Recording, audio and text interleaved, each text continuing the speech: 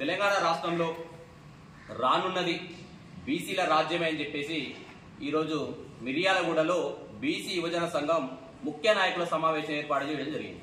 ముఖ్య ఉద్దేశం ఏంటంటే ప్రత్యేక తెలంగాణ రాష్ట్ర ఉద్యమంలో ప్రతి కుటుంబం నుంచి ప్రతి ఒక్కరు కలిసి ప్రత్యేక రాష్ట్రం వస్తే నా కుటుంబంలో ఎవరికి న్యాయం జరుగుతుందని చెప్పేసి కూడా ప్రతి ఒక్కరు కూడా తెలంగాణ రాష్ట్రం కోసం కూడా వారి వారి కులవృత్తులను తీసుకుని ఉద్యమం చేసిన చరిత్ర ఈ తెలంగాణ రాష్ట్రానికి ఉంది.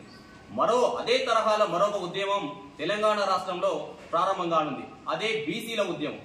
ఏంటంటే గత ఎన్నో సంవత్సరాలుగా అట్టడుగున ఉన్నటువంటి బడుగు బలహీన వర్గాలకి అధికారం కావాలని చెప్పేసి బడుగు బలహీన వర్గాల ఆశాజ్యోతి బీసీ సంక్షేమ సంఘం జాతీయ అధ్యక్షుడైనటువంటి ఆర్ కృష్ణయ్య గారు కూడా రాజ్యసభ సభ్యత్వానికి కూడా రాజీనామా చేసిన సందర్భం ఈరోజు.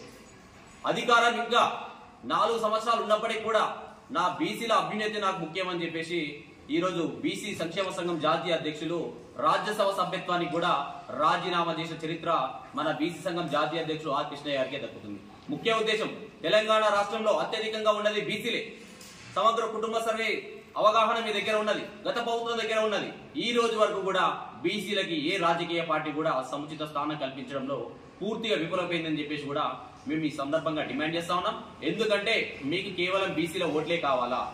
బీసీల అభ్యున్నత, బీసీల రాజకీయ చైతన్యత, బీసీల విద్య, బీసీల ఉద్యోగం, బీసీల రాజకీయ ప్రమోషన్లు, విద్యా ఉద్యోగాల ప్రమోషన్లు మా బీసీలకు ఇస్తానికి మీరు ఎందుకు ఇంత చిన్న చూపు చూస్తున్నారు బీసీలు అని చెప్పేసి కూడా మేము హెచ్చరిస్తా ఉన్నాం.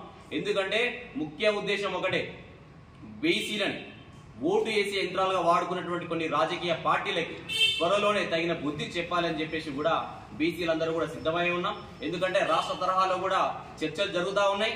ఎందుకంటే రానున్న రోజులలో ఈ పండగ తర్వాత, దసరా పండుగ తర్వాత బీసీ ఉద్యమాన్ని ముందుకు తీసుకువెళ్ళడానికి తగిన కార్యాచరణ ఎలా రూపొందించాలని చెప్పేసి కూడా జాతీయ నాయకత్వం, రాష్ట్ర నాయకత్వం కూడా దానికి చర్చలు కూడా చేస్తా ఉన్నారు. ఎందుకంటే రాష్ట్ర నాయకులందరితో కలిసి అన్ని కుల సంఘాల అధ్యక్షులతో కూడా ప్రతిరోజు సమావేశాలు కూడా నిర్వహించడం జరుగుతుంది.